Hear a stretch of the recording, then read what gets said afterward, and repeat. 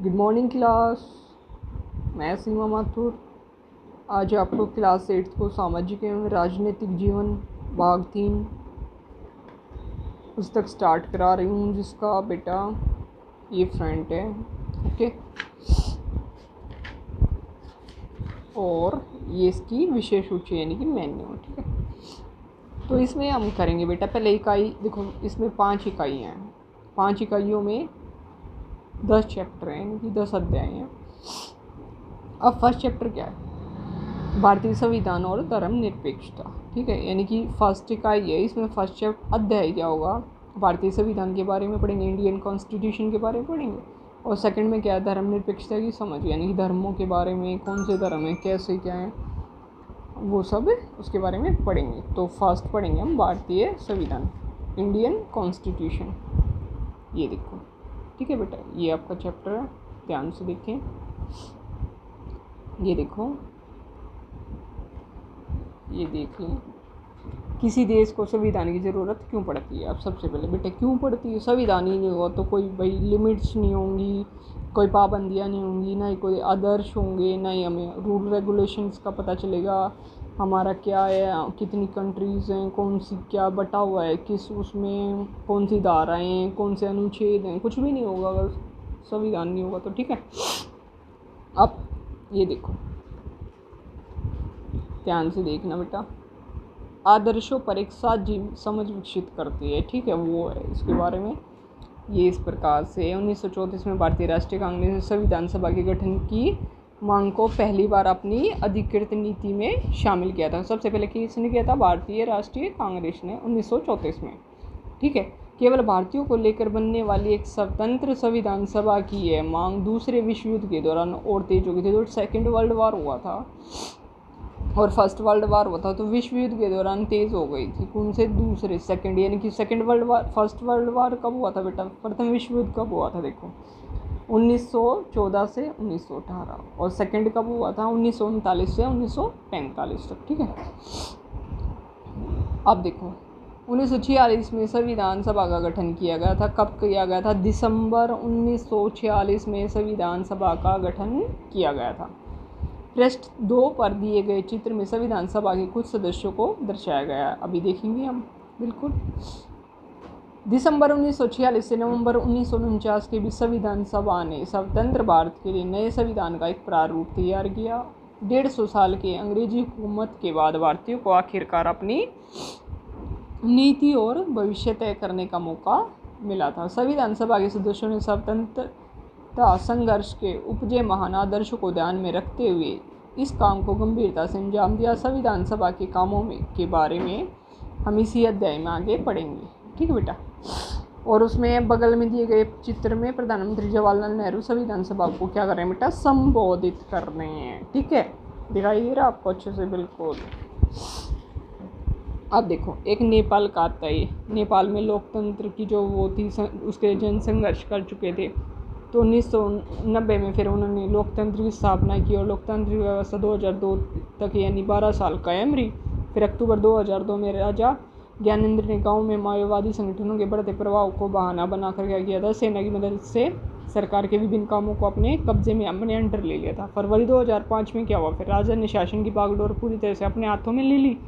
नवंबर 2005 में माओवादियों ने राजनीतिक दलों के साथ क्या किया? 12 सूत्री समझौते पर क्या किए थे? दस्तखत किए थे। कब किए थे?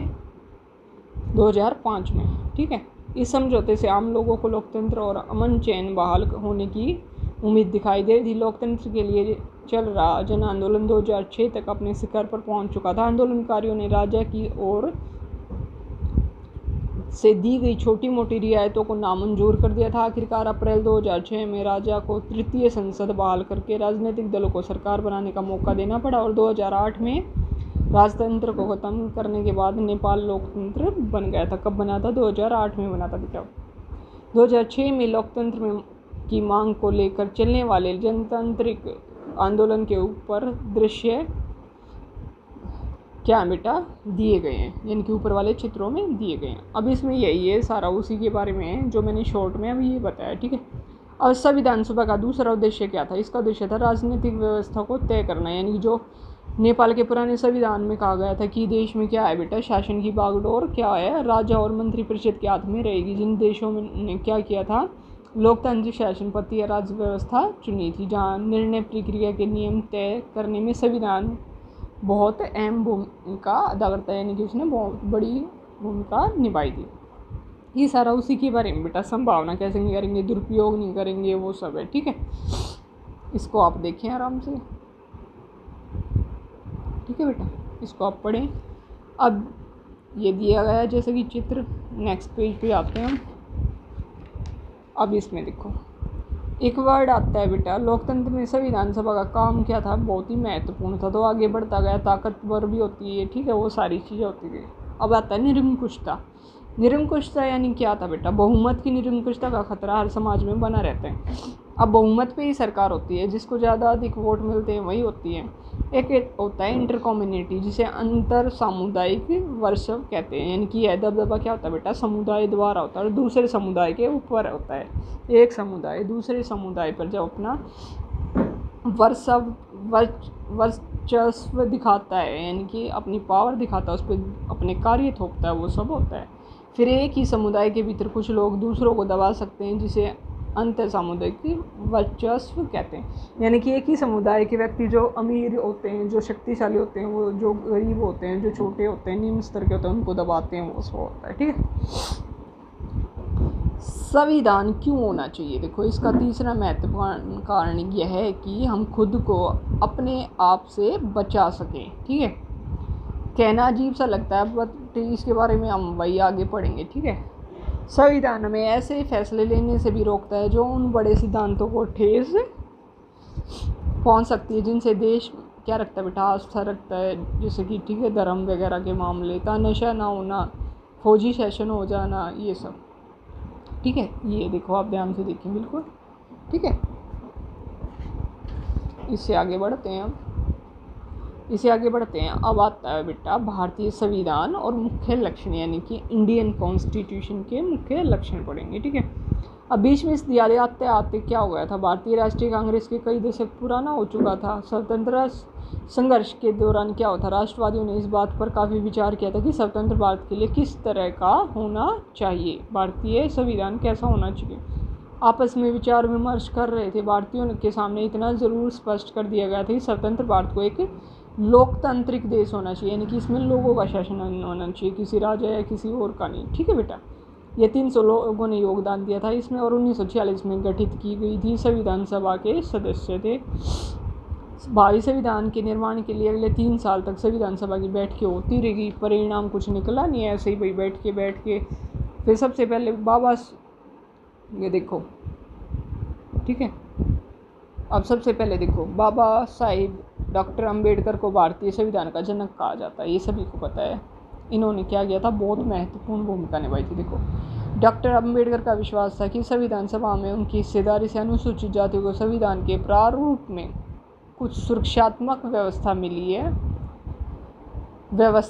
है, लेकिन उन्होंने यह भी कहा था कि भले ही कानून बन गए हों, अभी भी अनुसूचित जातियां बेफिक्र नहीं हो सकती, क्योंकि इन कानूनों का संचालन सवर्ण हिंदू अधिकारियों के हाथों में ही है। इसलिए उन्होंने अनुसूचित जातियों से आह्वान किया है कि वे सरकार के अलावा लोक सेवाओं में भी बढ़ चढ़कर शामिल हो, यानी कि सरकारी सेवाओं में भी, नौकरी में, हर चीज़ में। ठीक है, अब संविधान सभा के आगे एक बड़ी जिम्मेवारी थी कि सदस्यों के सामने कि क्या किया जाए। देश में कई समुदाय थे, भाषा एक नहीं थी, धर्म भी अलग अलग थे, संस्कृति एक जैसी थी बेशक से। जब संविधान सभा लिखा गया संविधान, तो उस समय हमारा देश बाहरी उथल पुथल से गुजर रहा था। ठीक है बेटा, ऐसा ऊपर से क्या हो गया था, भारत पाकिस्तान का बंटवारा होना लगभग तय था उस समय। कुछ रियायतें तय नहीं कर पा रहे थे, उनका भविष्य क्या होगा, वे किधर जाएंगे। कुछ व्यक्ति ऐसे थे, समझ ही नहीं आ रहा था, हम यहाँ रहे वहाँ रहे, समझ ही नहीं आ रहा था। ठीक है, संघर्ष का माहौल बना हुआ था। अब आगे पढ़ते हैं बेटा, आयाम है इसके, देखो, संघवाद। इसका मतलब होता है देश में एक से ज़्यादा स्तर की सरकारों का होना। हमारे देश में राज्य स्तर पर भी सरकारें हैं, केंद्र स्तर पर, यानी कि एक ही स्तर की सरकारें ना होना, कई स्तर की, यानी कि केंद्र सरकार पे अलग, राज्य स्तर पे अलग। पंचायती राज व्यवस्था शासन का तीसरा स्तर है, ये तीसरी थर्ड टाइप की होती है। जिसके बारे में हम कक्षा 6 में पढ़ चुके हैं। कक्षा 7 की किताब में राज्य सरकार के कामकाज को देखा। इस साल हम केंद्र सरकार के बारे में, यानी कि राज्य सरकार जो स्टेट होती है उसके बारे में हम 7th क्लास में पढ़ चुके हैं। 8th क्लास में किसके पढ़ेंगे? सेंटर के बारे में पढ़ेंगे। भारत में इतने सारे समुदाय की उपस्थिति का सीधा मतलब यह है कि यहाँ शासन की एक ऐसी व्यवस्था विकसित करनी होगी जिसमें राजधानी दिल्ली में बैठे मुट्ठी भर लोग पूरे ही देश के फैसले न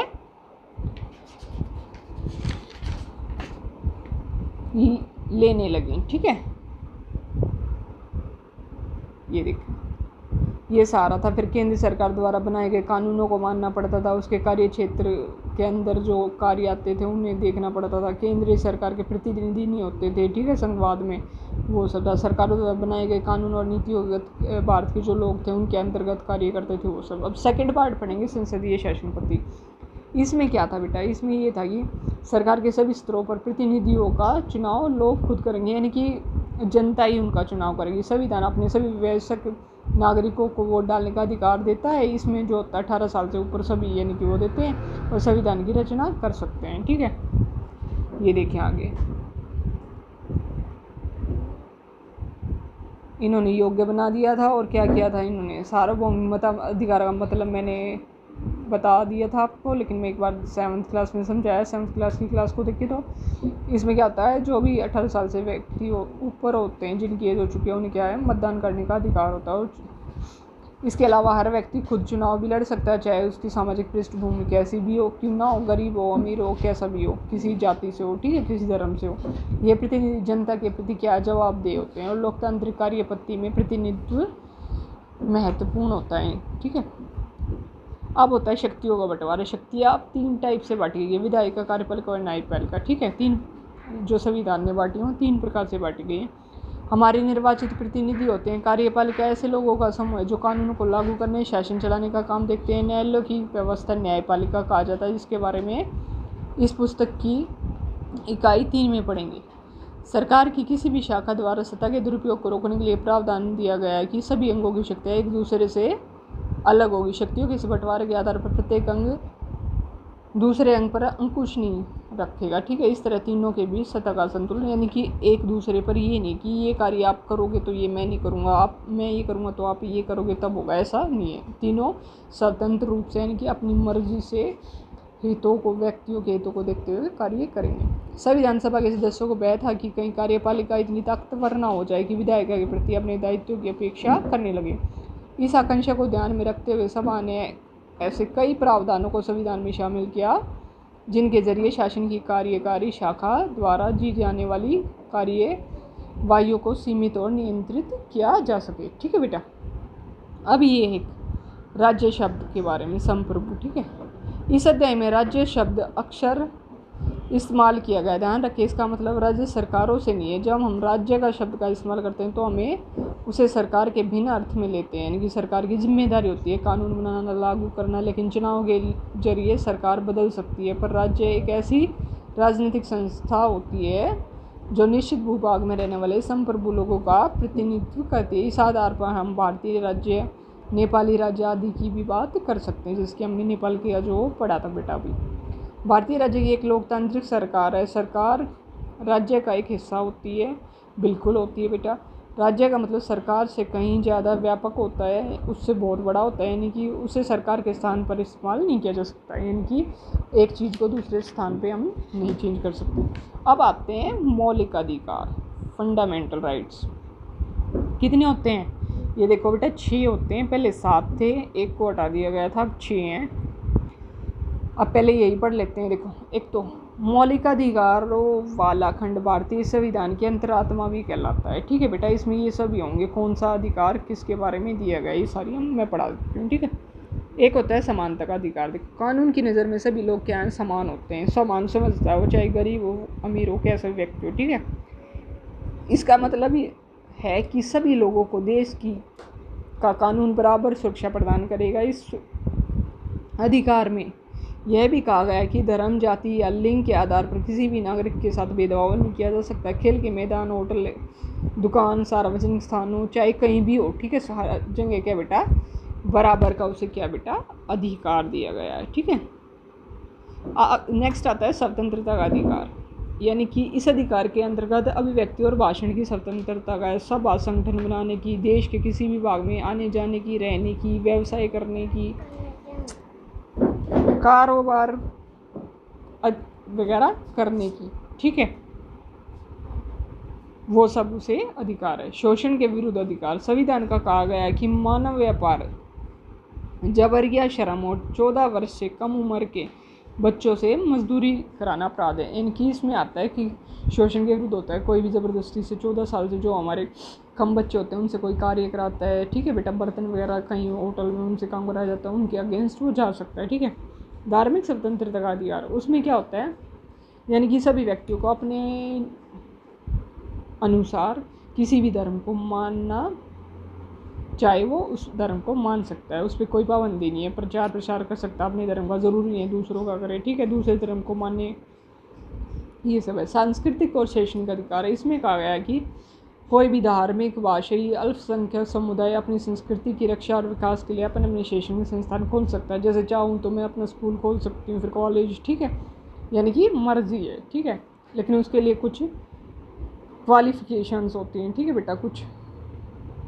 संवैधानिक उपचार का अधिकार, ये क्या होता है, यदि किसी नागरिक को लगता है कि राज्य द्वारा उसके किसी मौलिक अधिकार का उल्लंघन हुआ तो इस अधिकार का सहारा लेकर वह अदालत में जा सकते हैं। कि हमें लगता है कि हमारी कोई अवहेलना कर रहा है, हमारा कहना नहीं मान रहा, तो उसके अगेंस्ट हम जा सकते हैं। इस जो 6 नंबर है उसके आधार पर हम जा सकते हैं। अब मौलिक अधिकारों का उल्लंघन हो रहा हो तो देखो, यदि 13 साल का एक बच्चा कालीन के कारखाने में मजदूरी करता है, यदि किसी राज्य में कोई नेता दूसरे राज्यों के काम करने से रोकता है, ये सब है। राजस्थान में जैसे तेलुगु माध्यम के स्कूल खोलने की अनुमति नहीं है, वहाँ तेलुगु हैं वो नहीं खोल सकते, ठीक है। 5 नंबर पे आता है धर्मनिरपेक्षता। अब धर्मनिरपेक्षता देखो क्या होता है। धर्मनिरपेक्ष राज्य वह होता है जिसमें राज्य अधिकृत रूप से किसी भी धर्म को राजकीय धर्म के रूप में बढ़ावा नहीं देता। इसके बारे में हम अध्याय में और विस्तार पूर्वक पढ़ेंगे। अब आप इस बात को समझने लगे होंगे कि कभी कभी देश का इतिहास तय कर लेता है कि देश का संविधान कैसा होगा। संविधान उन आदर्शों को तय करने में महत्वपूर्ण भूमिका निभाता है जिन्हें हम अपने देश को अपने प्रतिनिधियों के जरिए साकार करना चाहते हैं। जिस तरह फुटबॉल के नियम बदलने से खेल बदल जाता है, उसी तरह जिस देशों के संविधान में भारी बदलाव आ जाते हैं वहाँ देश का बुनियादी स्वरूप बदल जाता है। यानी कि ये नहीं बेटा कभी भी मन किया तो बदलाव कर दिए, वो भी एक प्रक्रिया के तहत और बहुत मुश्किल से होता है, ठीक है। ऐसा नहीं है जैसे कि एक हफ्ते में कुछ चेंज कर दिया, अगले हफ्ते कुछ चेंज कर दिया, ये सब नहीं होता। भारतीय संविधान के आयामों का जिक्र किया गया है, काफ़ी जटिल दिखाई देते हैं ये सब और मुश्किल भी महसूस करते हैं, वो सब है, ठीक है। अब देखो 24 जनवरी 1950 को संविधान सभा के विभिन्न सदस्य अपनी आखिरी बैठक में संविधान की एक प्रति हस्ताक्षर करते हुए ऊपर दिखाई दिए हैं, देखो साइन कर रहे हैं। पंडित जवाहरलाल नेहरू दस्तखत कर रहे हैं। दूसरे चित्र में संविधान सभा के अध्यक्ष डॉक्टर राजेंद्र प्रसाद। सबसे निचले चित्र में कौन है, जयराम दौलत दास है। खाद्य एवं कृषि मंत्री राजकुमारी अमृत कौर, स्वास्थ्य मंत्री डॉक्टर जॉन मथाई, वित्त मंत्री सरदार वल्लभ पटेल, प्रधानमंत्री उनके पीछे जगजीवन राम, श्रम मंत्री खड़े हैं, ठीक है। ये सारे चित्र होंगे। अब देखो मौलिक कर्तव्य 11 दिए गए हमें, ठीक है, 11 मौलिक कर्तव्य हैं। अब आते हैं इसके क्वेश्चन आंसर, ये देखें। अब आते हैं इसके क्वेश्चन आंसर जो कि हम करेंगे, बिल्कुल ठीक है। ये देखिए फर्स्ट क्वेश्चन, किसी लोकतांत्रिक देश को संविधान की ज़रूरत क्यों पड़ती है, ठीक है बेटा, क्यों पड़ती है बिल्कुल डिटेल में अभी करा देती हूँ, बिल्कुल आपके सामने। ये देखिए क्यों पड़ती है बेटा। देखो संविधान नियमों का एक ऐसा समूह होता है जिसको एक देश के सभी लोग अपने देश को चलने की पत्ती के रूप में स्वीकार करते हैं, ठीक है। संविधान के जरिए ही हम तय करते हैं कि हमारी सरकार किस तरह की होगी। संविधान नागरिकों के मौलिक अधिकारों की भी क्या करता है बेटा, रक्षा करता है हमारी, यानी कि जो हमारे अधिकार हैं, ठीक है। संविधान सभी नागरिकों से समानता लाता है, यानी कि सभी को समान रूप से समझता है, वो सब है।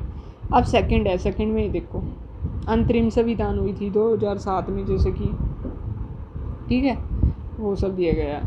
फिर आता है ये नेपाल के बारे में था। नेपाल की जनता ने क्या किया था, खुश नहीं थी संविधान से, इसलिए नेपाल ने क्या की थी, संविधान की ज़रूरत थी। दोनों ने, मैंने बताया था 1990 में क्या किया था, संविधान आधारित उस पर वो किया था बहिष्कार। 2007 में नेपाल का संविधान इस बात पर आधारित था कि सारी शक्तियाँ मंत्रिपरिषद के पास होंगी और सारे कार्यकारी फैसले प्रधानमंत्री के नाम पर लिए जाएंगे। जो प्रधानमंत्री होगा वही फैसले करेगा। ठीक है बेटा, ओके जी। उससे अगले क्वेश्चन पे आते हैं हम। ये देखो, अगर आप निर्वाचित प्रतिनिधियों की शक्ति पर कोई अंकुश न होता तो क्या होता। देखो, नहीं होता तो क्या हो जाता बेटा, बिल्कुल बहुत बुरी सिचुएशन हो जाती। ये देखें, यदि प्रतिनिधियों की शक्ति पर कोई अंकुश नहीं होता तो नेता अपने मन के किसी भी कानून को लागू कर देते और मजदूरी में जनता को मानना ही पड़ता। यानी कि अपनी मन मुताबिक चलते, ऐसा नहीं होगा। ठीक है, ये इससे जनता का नुकसान ही होता है। उन पर अंकुश होना जरूरी है, दुरुपयोग नहीं कर पाएंगे। ठीक है, फोर्थ क्वेश्चन पे आ जाते हैं। अल्पसंख्यक कौन है। ठीक है, ये सब है। ये देखो, बिल्कुल आंसर सारे हैं, मैं इसको रीड नहीं कर रही, बिल्कुल सारे हैं। ठीक है, संघवाद कहता है भारत जैसे बड़े देश में बहुत मुश्किल है कि कोई व्यक्ति केंद्र से पूरे देश के नियम कानून को चला पाए और देश का स्वरूप, यानी कि हमने शक्तियों का बंटवारा कर रखा है। एक व्यक्ति तो बैठ के बेटा कुछ कर नहीं सकता, शक्तियों का बंटवारा होगा तभी सारे कार्य हो पाएंगे। अब इसमें आगे बेटा ये देखें, शक्तियों का बंटवारा, मौलिक अधिकार, संसदीय शासन पद्धति। ठीक है, ये देखें, बिल्कुल शक्तियों का बंटवारा है। देखो, ताकि किसी पर अंकुश लगाया जा सके और वो अपनी शक्तियों का दुरुपयोग न करे। मौलिक अधिकार मैंने अभी समझाया था, जरूरी क्यों निरंकुश इस्तेमाल करने के लिए। संसदीय शासन पद्धति नागरिकों के पास चुनाव के माध्यम से अपना प्रतिनिधि खुद चुनने का अधिकार देती है। ठीक है, ये सब है। इतना था इसके क्वेश्चन आंसर थे।